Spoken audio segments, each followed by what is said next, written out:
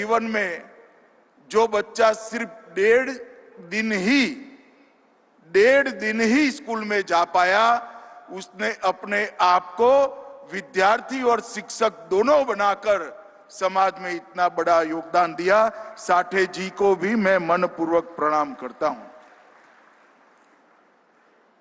भाइयों बहनों, आज तिलक महाराज की पुण्यतिथि है। कोई एक व्यक्ति के जीवन पर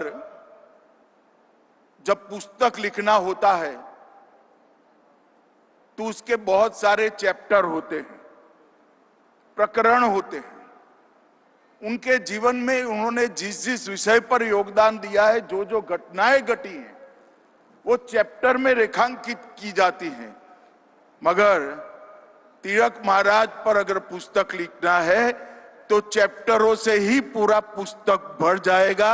इतना बड़ा योगदान तिलक महाराज का भारत के स्वातंत्र संग्राम में। तिलक महाराज स्वातंत्र संग्राम को एक नई दिशा में, एक नया अर्थ देने के लिए उन्होंने एक महान उद्घोषणा की, स्वराज मेरा जन्मसिद्ध अधिकार है। इस देश की जनता को स्वराज कोई दे नहीं सकता। इस देश की जनता का यह अधिकार है और उसको हम प्राप्त कर रहेंगे।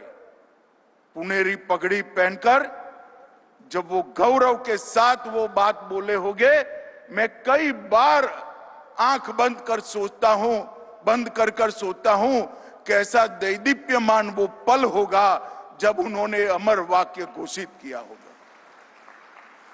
यही भूमि से शिवाजी महाराज ने स्वराज की घोषणा की थी।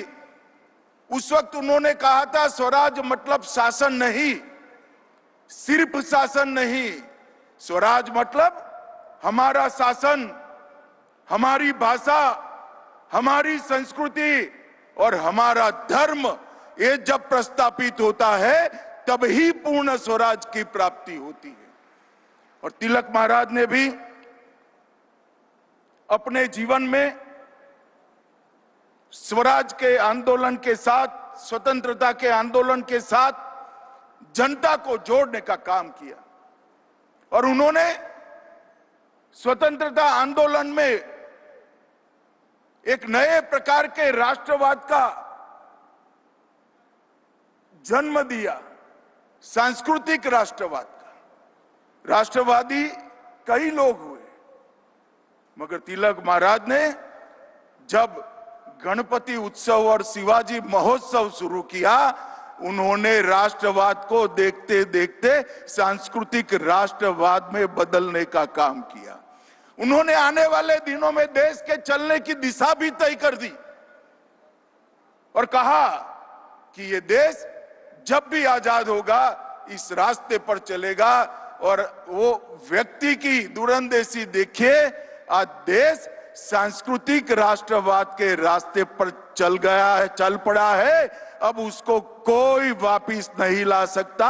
देश यही रास्ते पे चलता रहेगा।